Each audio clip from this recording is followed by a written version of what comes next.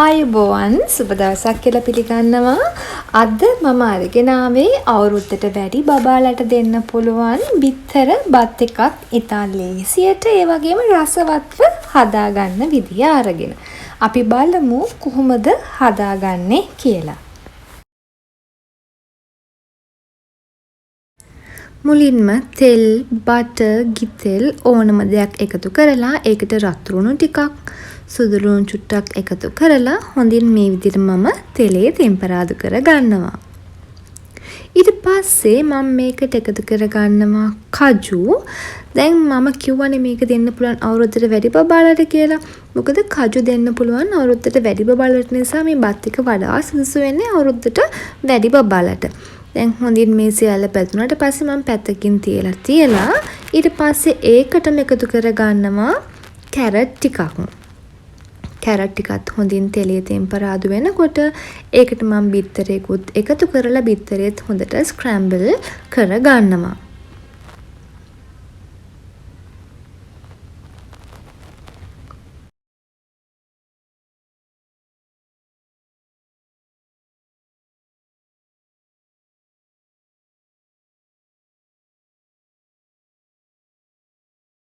අපිට මේ බත් එකට ලුණු කහ ඒ වගේම 3-5 ගම්බිරිස් ටිකක් එකතු කරලා තවත් මේ බත් එක රසවත් කරගන්න පුළුවන්.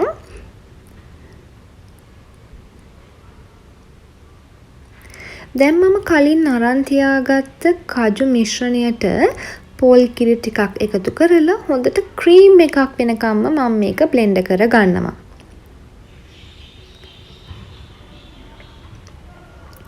දැන් මම හදාගත්ත මේ කජු පේස්ට් එක මම කලින් සූදානම් කරගත්ත බිත්තර මිශ්‍රණයට එකතු කරලා හොඳින් කලවම් කර ගන්නවා.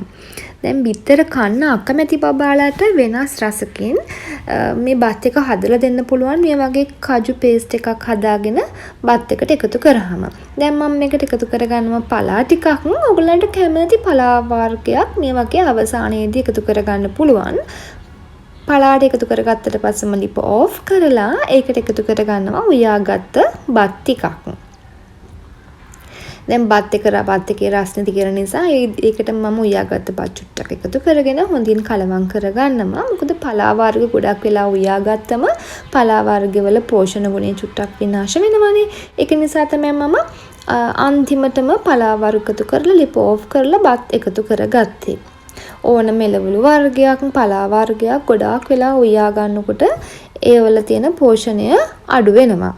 දැන් මම බබාගේ බිත්තර බත් එක හදාගෙන අවසానයි. මොකද බිත්තර කන්න අකමැති බබාලටත් වෙනස් රසකින් මේ බත් එක අපිට හදලා දෙන්න පුළුවන් මේ විදිහට කජු එකතු කරාම බත් එකට ලොකු කිරි රසක් ලැබෙනවා. බබාලා ආසාවෙන් කාවි. ඉතින් මේ බත් එකත් බබාලට හදලා දීලා බලන්න. බබාලා ආසාවෙන් කෑවනම් මගේ channel එක subscribe කරන්න වගේම මගේ මේ වීඩියෝට ලයික් එකක් දාලා යටින් කමෙන්ට් කරන්නත් අමතක කරන්න එපා. ඉතින් තවත් දවසක මේ වගේම රසවත් රෙසිපි එකක් පොඩ්ඩක් අරන් එනකම් හැමෝටම සුබ දවසක්.